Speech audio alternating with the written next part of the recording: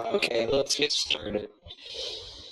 So, let's see here. In terms of news, we promoted 2025-08 this Tuesday as the default viewer. Uh, that is pretty much this year's maintenance release. Just keep people up to speed on that. We pretty much decided to take a break from feature development just to iron out some crashers, bugs, freezes, etc.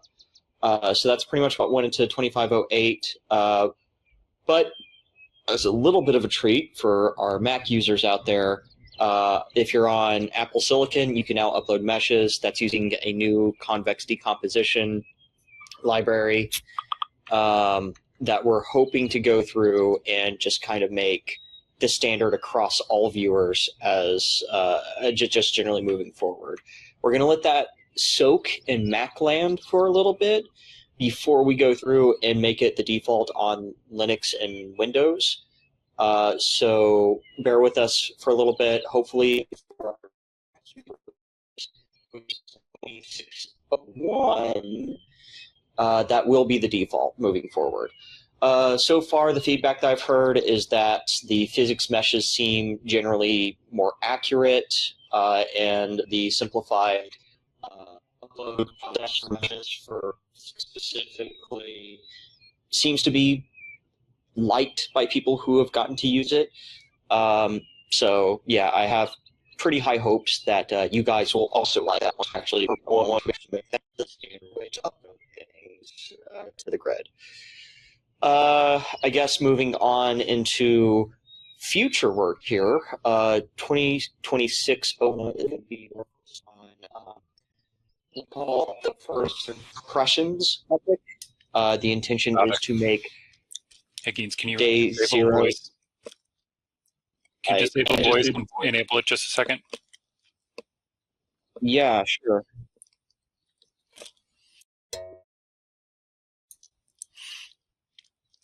Yeah, this is the RTC beta testing Kyle was talking about. Yeah.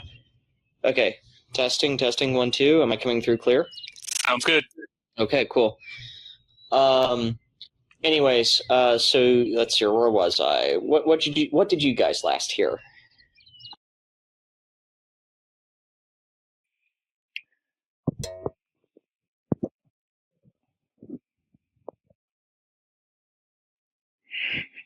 Maybe start with the recap of goals for 2026-01. Okay. Yeah, let's start there. So 2026-01 is the next release.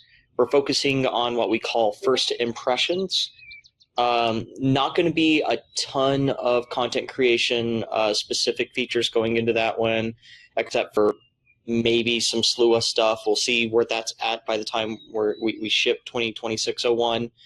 But the basic premise is to improve the overall user experience for people who are just joining the platform. So stay tuned on that. I'll have more details when I got them, and I will inform you guys once those have landed. Otherwise, I think that's about it in terms of what's going on in Viewerland right now. Ryder, do you have anything? No, nothing really for me. The SLUA, we've updated the SLUA viewer, so it is the correct one. It is not a final viewer. There's still some more stuff that's going to be going into it, so you need to pull that off of the project. And there are some SLUA beta regions open.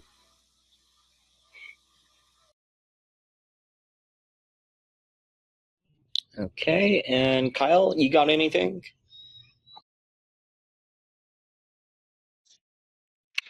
No, Ryder covered the SLUA stuff well.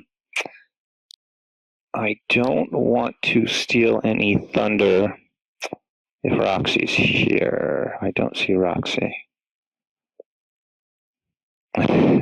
Thanks, Sarah. Yeah, we'll get the SLUA project viewer out as soon as we can. that'll help with that issue. I guess speaking to voice then, we had this really cool demo today from Roxy on voice to text, and it was transcribing her speaking into local chat wonderfully. Little rough around the edges, and but it was working. Just casual speaking, showing up in nearby chat. That will, of course, be all WebRTC only.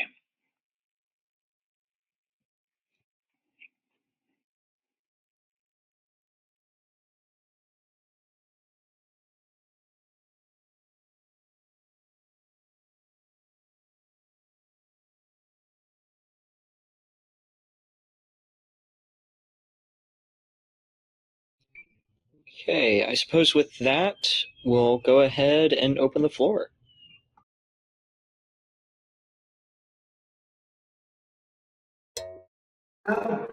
Has the viewer changed in some significant way? Because I keep losing small things. Like I had to log in and log back in yesterday, because log out and log back in, because like a small object, it just completely disappeared. How do you mean you're losing small things? Can you give me an example? Well, it was a 0.5 meter prim I was using as a HUD, and I couldn't for the life of me find it. And I knew exactly where it was, and it was completely gone, and I had to relog. And it was, and when I logged back in, it was exactly back where it was in the first place. Really? So, yeah, I don't know.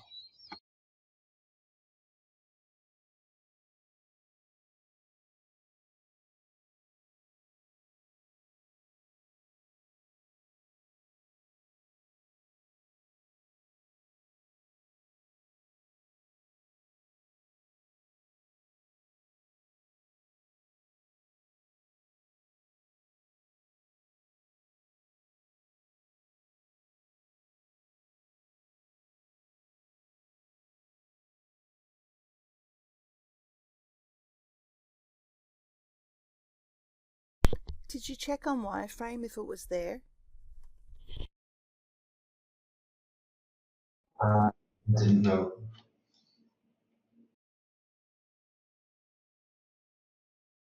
It's the first time it's ever happened, so I just wondered if it was something had changed since Firestorm and the viewer had been updated.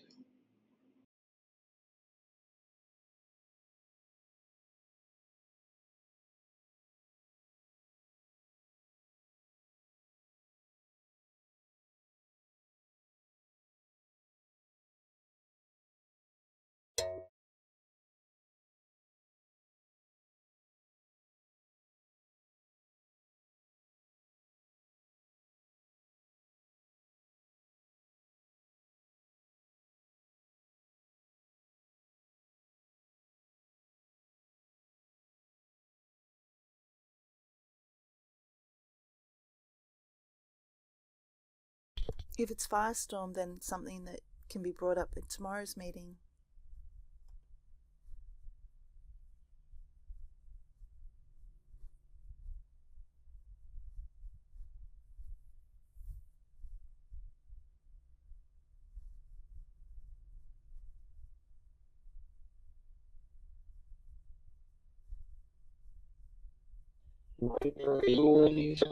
That might have impacted some loading stuff here.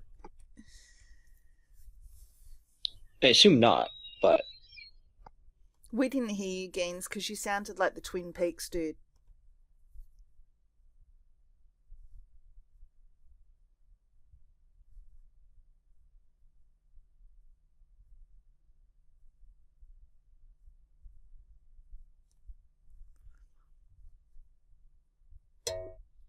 all right, let's try that again. Ryder, do you know of anything that might have impacted some loading stuff here? I did not catch most of that. Okay. You had broken up in the middle of it.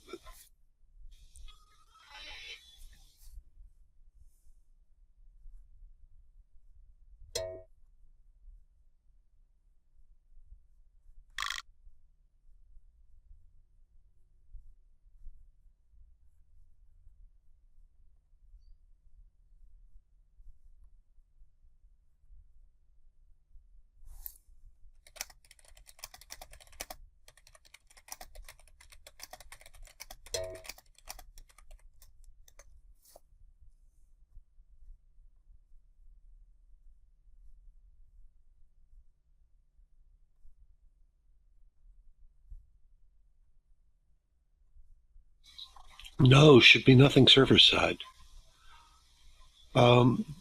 So whoever was having problems, do you know what channel you're on? I don't, unfortunately, know. I can go Okay. and find it.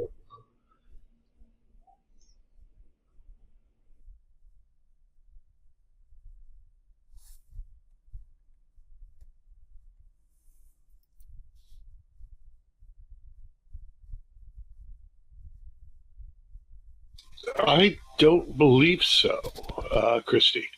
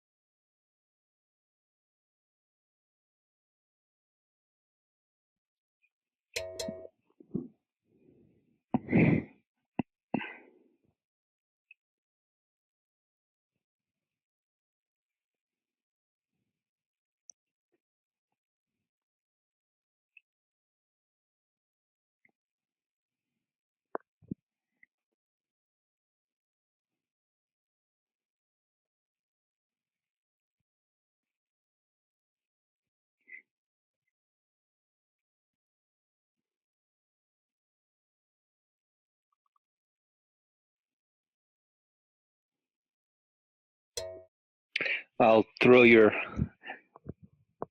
name in the ring, Sassy.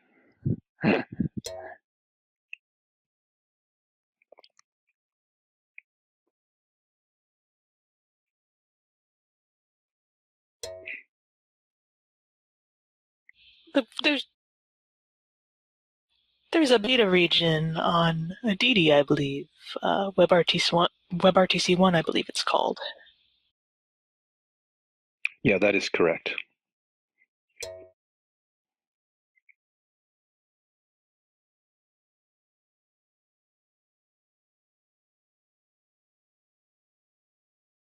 I don't know off the top of my head if it's public, though.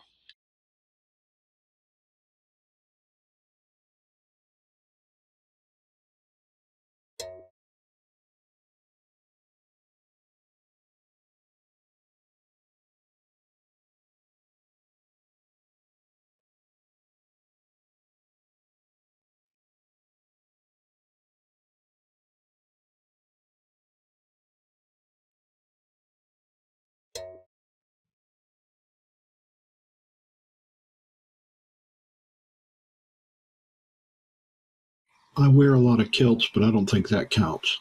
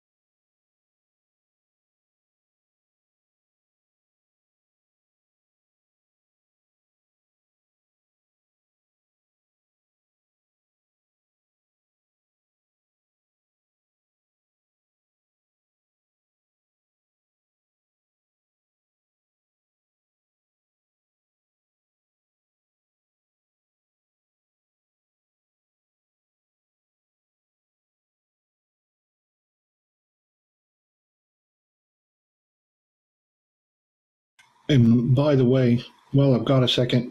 Geens and Ryder and all the other Lindens here, I really appreciate you guys completing that PBR material persistence thing. It's not often that it comes into play, but when it does, that fix really makes it a lot less frustrating to swap between materials real fast. If you've got a list of them, it makes a big difference. Thank you.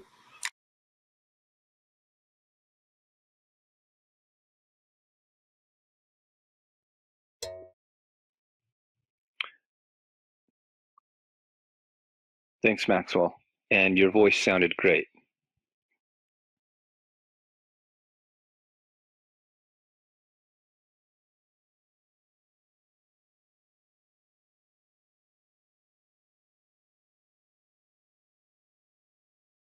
Yeah, you guys put that on my region pretty early. I asked if I could be added to the early release of that voice. And one thing I noticed right off the bat is that voice actually loads before the avatar is fully loaded, which used to be the opposite of the way it's always been. It loads really fast.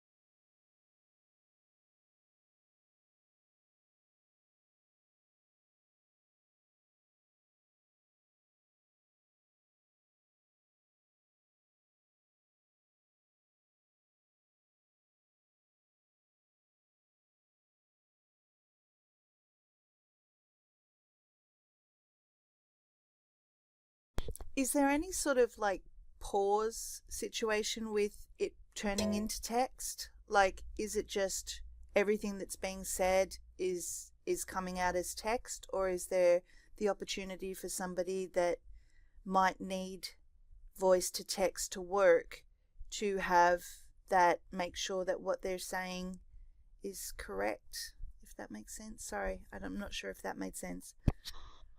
Do you mean the ability to kind of edit what it thinks you said before it's emitted, Sassy? Yes. Is that what you're saying? Yeah. No.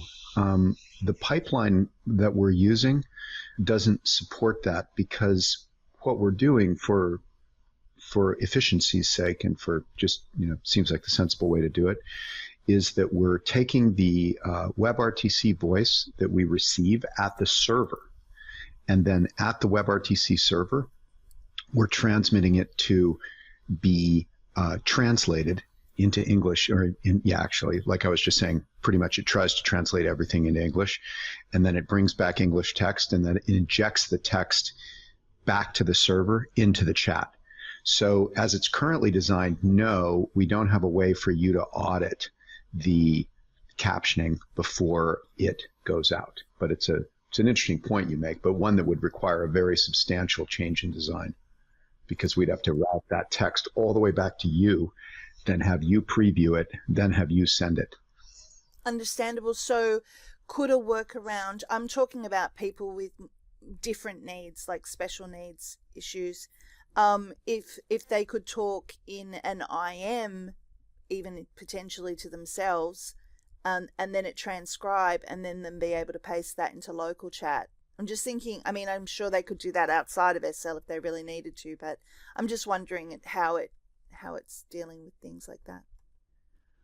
That idea is a great one. That certainly could be a way of doing it. I mean, in principle, at a high level, yeah, of course we can do that because we've got to pretty much try to caption almost everything. And so you certainly could do it in that way. Yeah, would be to do that.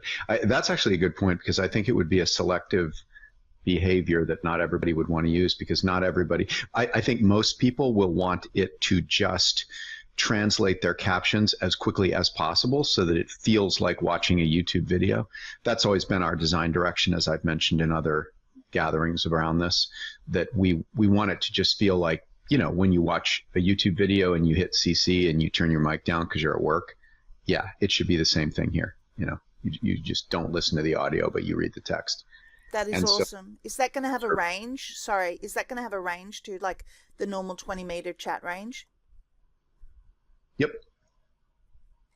We're trying to make the ranges just matched to the same as they are with everything else.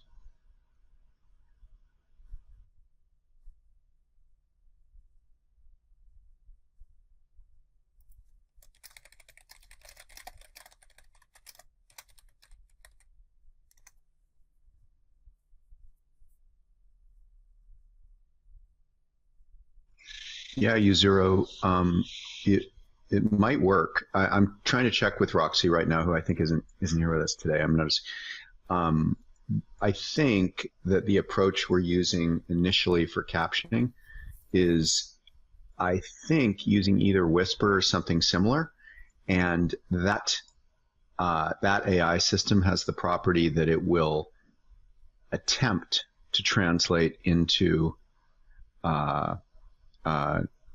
another language. Actually, I'm getting notes from Roxy right now, so I'll fill you all in as I get them. I like the idea of like a separate transcriber sort of idea. So you talk to an inbuilt memo and then you can put it into local, as Sarah said. You sort of like could click a button and then put it into local.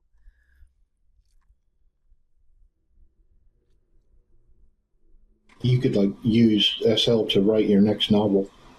That would be kind of cool, just by speaking into it. Totally. We could do story time.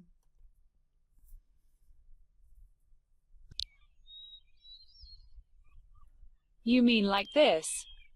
Yes, Smarty Pants. That's great.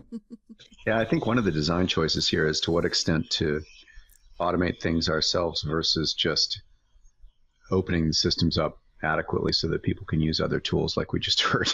You know, there's so many different ways to do media translations of different types. We don't want to step on common uses that are already here, but we also want to build something that just generally works for everybody, you know, to improve accessibility across the board. I think it's wonderful. I think it's an amazing thing that, you know, that it can be possibly even better to get the point across for some people. Some people come off really a little bit sterner than they intend to with text because they're trying so hard to make the text proper, and maybe the translation to text from just speaking will soften that up a little bit.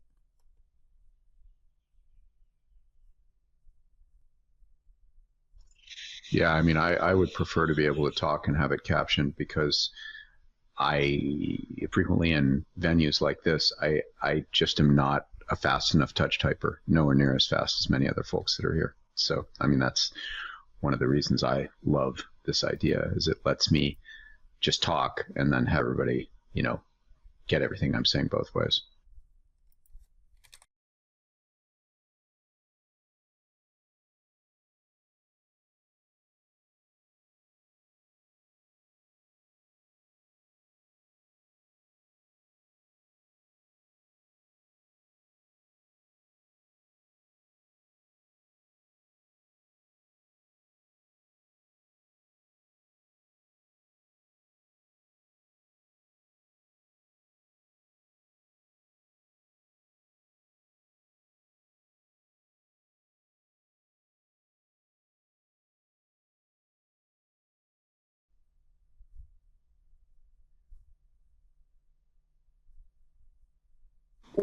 Am I understanding this correctly that it'll sort of transcribe everything that's said in voice as well, or is that reversed from what it actually is doing? No, precisely as you said. The first thing that we are waiting on before we do the full release of WebRTC across the grid is to do close to live, that is delayed by, whatever, a second or so, transcription of everything that's said in voice. And then you will see those transcriptions basically in the chat window demarked a bit differently, so you can tell that it was the system translating them from text. But basically, we will all be able to text and talk, and all of that will show up in the chat window. What will happen with music? Sorry. Attributed to everything as well, to the individuals? Yep. Because we have each of your individual streams, so they'll each be translated separately. To Sassy's question, what will happen to music? It would, if you played music, Sassy, it would probably translate most of it. If you played a song, you'll basically get the lyrics of the song coming out in local text. Of course, this only affects the voice channels. It doesn't affect parcel music and stuff like that. It transcribes a notation for me as well, based on the tone. That would be awesome. Yeah. At first blush, it's just going to be like I was saying. It's just going to be very much like default captioning on like a YouTube clip or something, where they're not hand. As you all know, you can hand transcribe a really fancy or expensive, video or whatever, so that the transcription is perfect. This is going to be more like the default transcription that you see for closed captioning on, most videos you watch.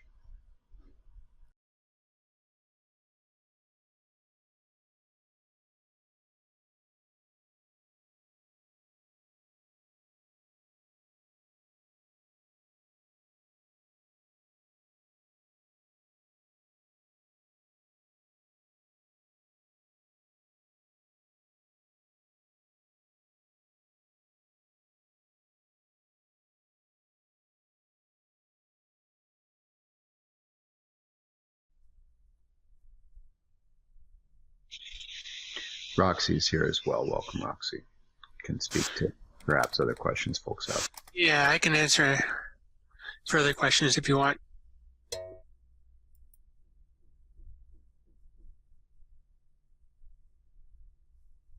The big question is, will it be able to understand Australians? Perhaps I can find a special model just for that. That thing to make.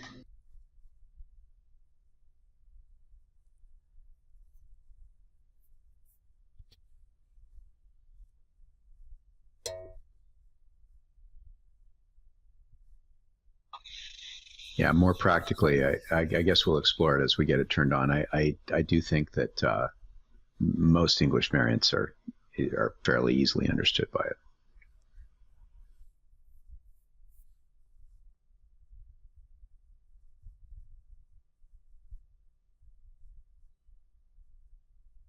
Oh, I have a question. Will it work if you're alone? It does work when you're alone. Awesome. So people can see how it actually does translate them without people being around and making them concerned. Yeah. Put your code in, I suppose, and then copy and paste it into the code window.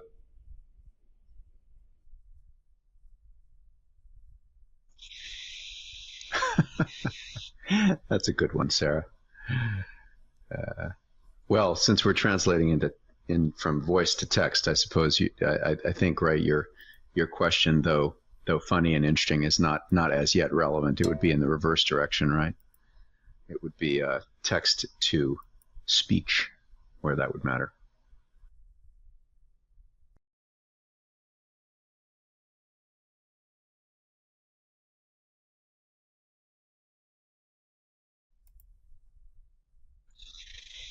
I think an overarching point to be made about all this is that all of these translation functions come at a cost to us that, certainly for the most part, we seek to not pass along to anyone, but it is like anything non-trivial. We're using a lot of cloud compute to do these translations and transcriptions and stuff. So, we're going to enable as much as we can. But yeah, I was motivated to think about this by Sassy's question of, will it work when you're alone? Part of the reason that we're doing the translation at the WebRTC server is that it enables us to not duplicate translation and create more cost, So if we translate, one person's voice at the server, we then send back the translations to everyone as compared to, for example, one could write a client plugin or something for Second Life, which took all the sounds you received and translated them for you and then put them, say, back into your own text chat. But that would be wasteful because if multiple people were doing that, they would each be translating the same stuff. So we're trying to be cost efficient about it because the costs are nowhere near zero on all this stuff.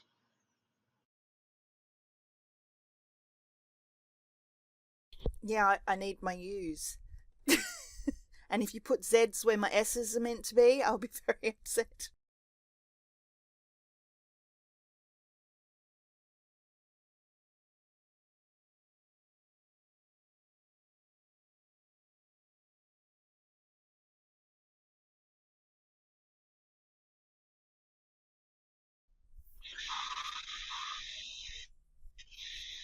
Well, as you can imagine there, Sarah, the history of the Linden dollar symbol was precisely intended to not be a symbol that would have to be written into every font library in the world.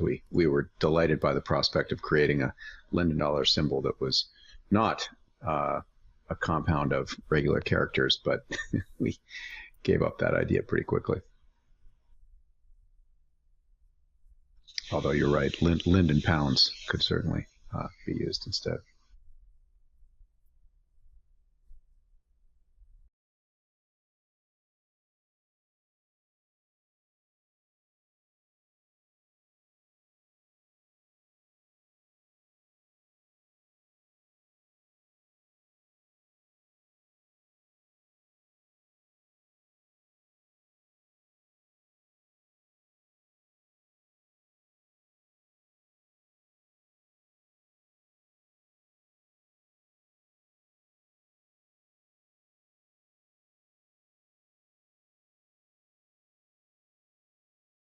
Oh, Philip, you know how we've had situations where we were looking at translators and how every single thing is being translated back? What will happen with translators being worn if voice to text is working?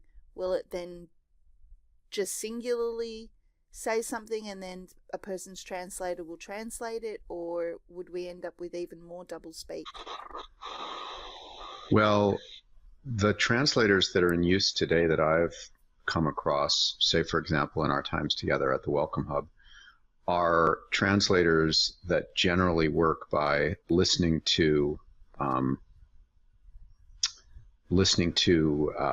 the words typed by an account and then an object, replying with the translated text. And so this wouldn't do anything. Those translators are happening kind of out of band of this. So I guess what would happen, actually, I see your point. I guess what would happen is the translator, I suppose, might attempt to translate the utterance that is converted to text in the same way it would attempt to translate your own text. That's actually that's an interesting one to think about, Roxy. What happens when you use transcription plus one of the various translators that are in the world? Good one to think about. Yeah, I mean, right now the transcription is the same thing as if you were typing into the chat window.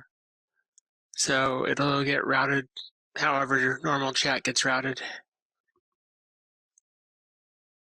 Oh, it was more to do, Christy, with the fact that people wear translators just in their everyday. So it would take some understanding of whether or not they would need it on once this kicks in to turn it off, because we would just end up with doublespeak.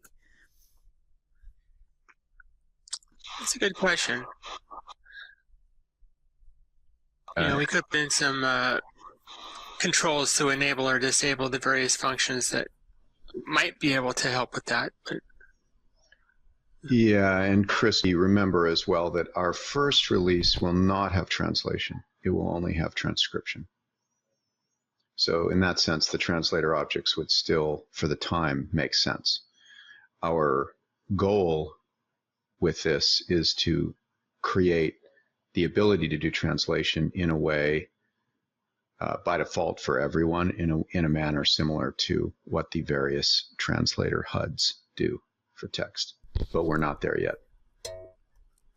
That brings up an interesting point too about we don't have, as you know, we've got sections that are voice enabled, and wouldn't really want voice enabled in those sections, but at the same time would want people that need the voice to text for issues that they may have in just regular typing. So could it be a separate voice channel? Like, do you get what I'm saying? You don't want to turn voice on where suddenly everybody's just talking over each other just for the sake of talking versus somebody who actually needs voice to text. Yeah, we have discussed something like that before. We can do something like that.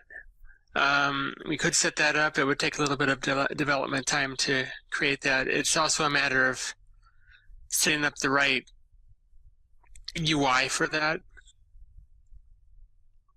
So, because you would need a control for speaking for the transcription that may be separate from the one that the speak button you have now, or maybe the same thing.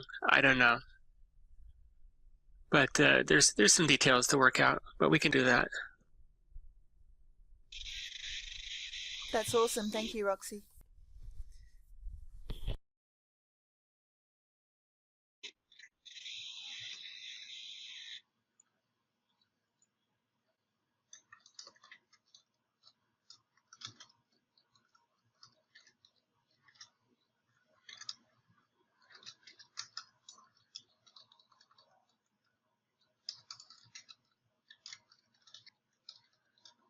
We know Philip wants a chat bar too.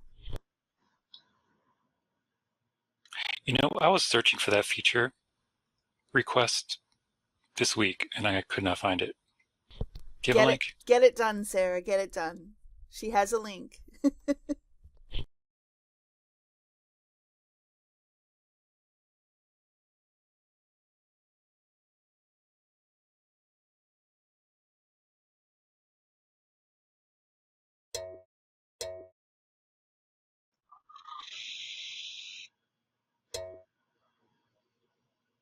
Oh, I see. Those were two different things. Sorry, I was a little slow on the uptake there. So we're talking independently about reflections on water and better screen space reflections, etc., versus a default chat bar as well.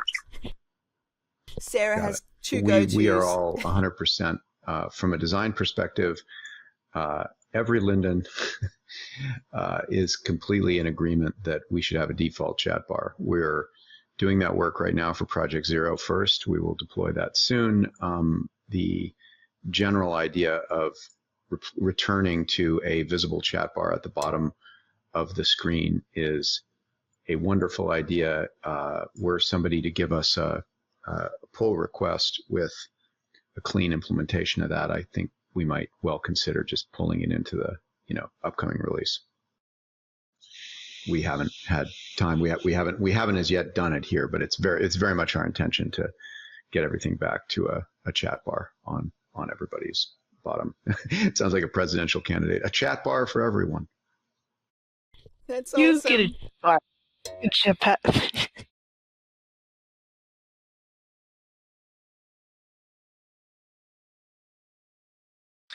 I totally tripped over my words there. I'm done. It's okay, Oprah Roxy. We got it. We knew where it was heading.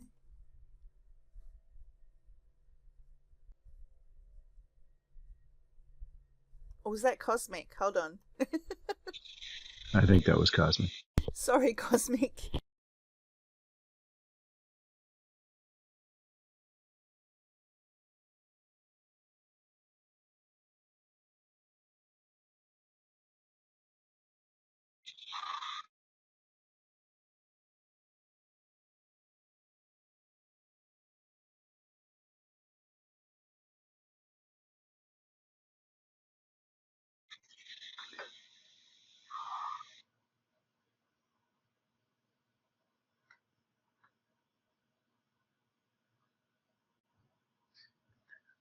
I'm wondering, given this is our kind of creator meeting, I'm wondering if anybody has perspectives on or has yet tried working with Lua in that project build, in the Lua-enabled destinations in world.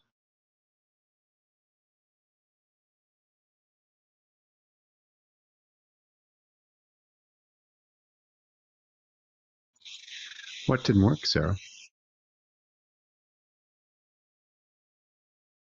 And thanks, Christy. Glad you're working on it.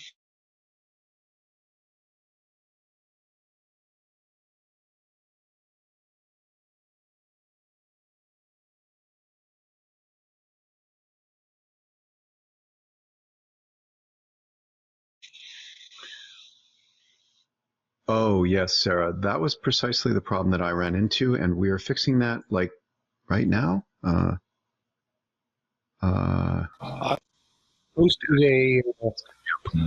posted a link to the new download. I am not sure where the link update in the blog is yet, or if that has been updated. Yeah, we need to update the blog.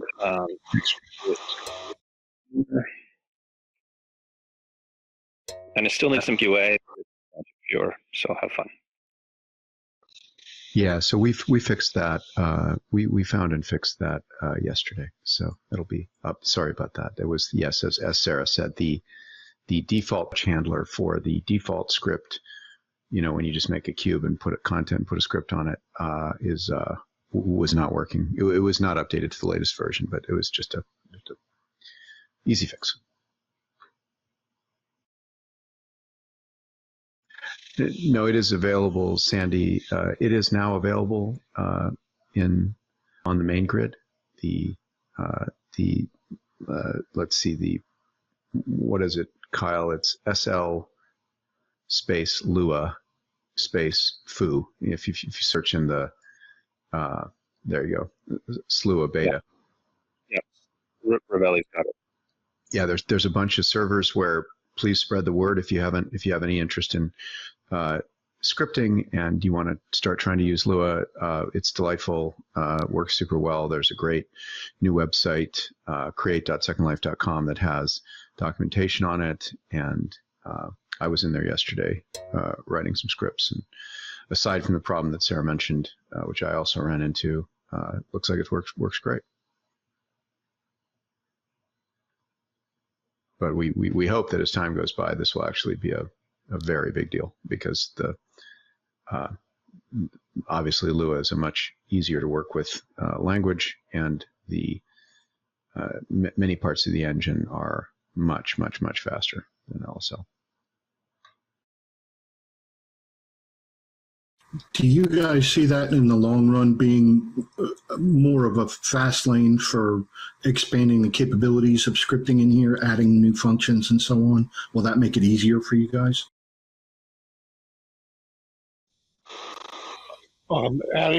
Adding new functions, it's going to be about the same amount of work. There are some things that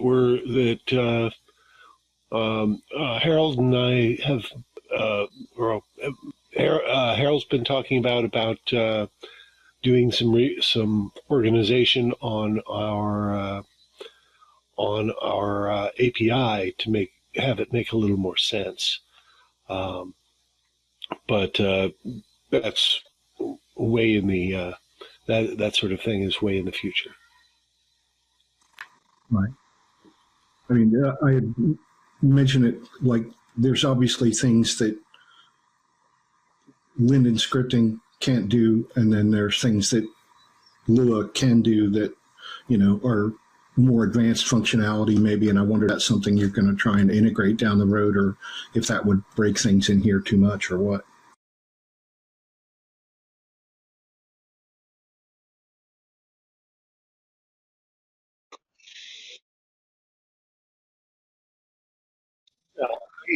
Slua will continue to evolve over time. So, and much of that is going to be based on the feedback that we get. And yeah, they're both Turing complete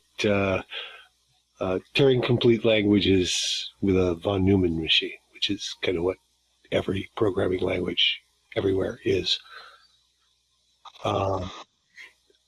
But yeah, there are things that are much easier to do in Slua. My own coding, for instance, I hadn't even realized how much code I was using just to manipulate lists, and Slua, most of that goes out the way. Most of that, you just don't need the Linden commands anymore.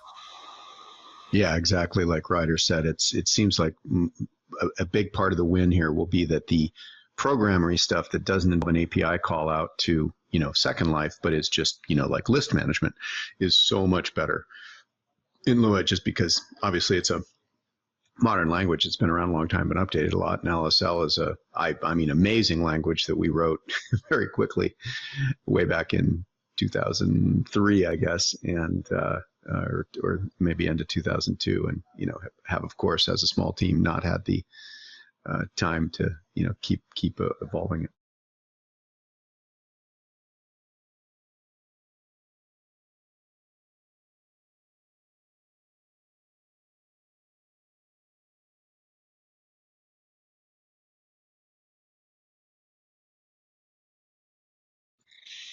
We haven't done that yet, Sarah. I don't know if that's very feasible because, yeah, like Christy says, there are structural changes that I think would be difficult to translate well. It's probably not much of a win to do that. Folks can just start, building anew and in Lua, Slua, given that LSL still works.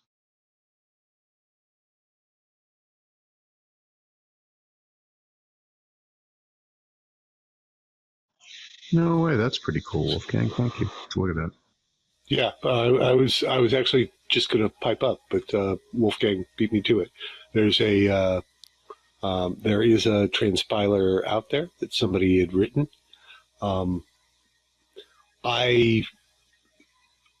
It's very, very good.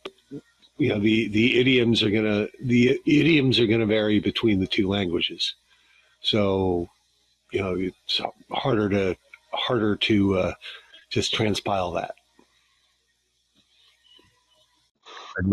I guess the question, Ryder, is what happens if you take some of your gnarlier list iteration stuff that you've written in LSL and stick it in there? How does it do? does it convert it to properly? I have not tried that actually. I pretty much just went from I mostly went from scratch. I bet it would do it. I'm not going to say it did it. I'm not going to say that it was good Lua code just because it ignores some of the basic stuff in the language. It would have probably ignored some of the basic stuff in the language, but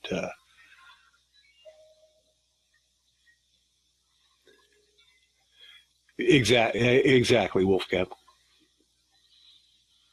I came a little late. I had a question I meant to ask at the start. Has there been any discussion on the plans for things like Create and so forth, and community help in actually managing them. I brought this up at the simulator user group 2 weeks ago, so now briefly, and Kyle at the time Kyle Linden wanted to get a look on that. Was essentially there's now a lot more open projects that Lin Labs is running.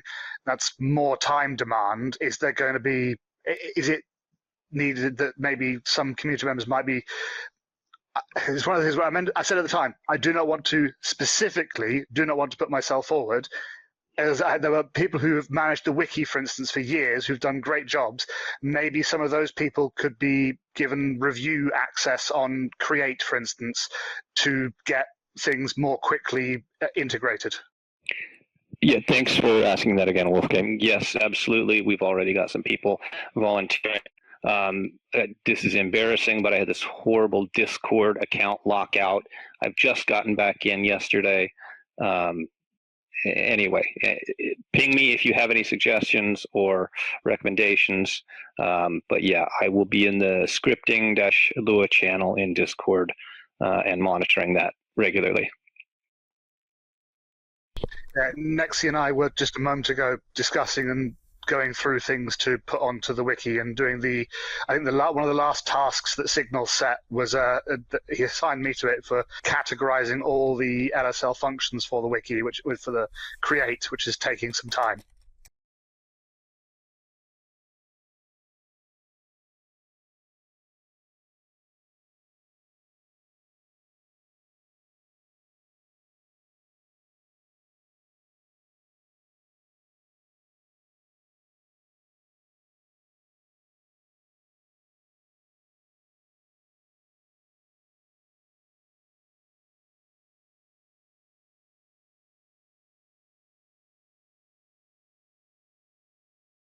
Sorry, Sassy, was that about Create or about the old wiki? The old wiki. Sorry about the mic.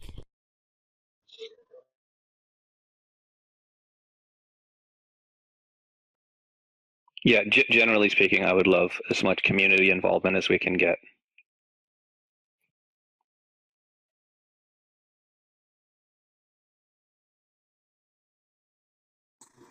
Before I run out, I wanted somebody had IM'd me asking what the PBR material thing that I was talking about was.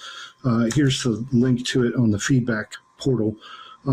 For creator-minded people, it's basically when you were changing materials, if you had specified a particular offset or rotation or scale to move that around or whatever, and you switch to another material, it would default back to 0 before. But now it's persistent, which is awesome. There's no function calls for LSL for PBR, is that to set offsets and stuff?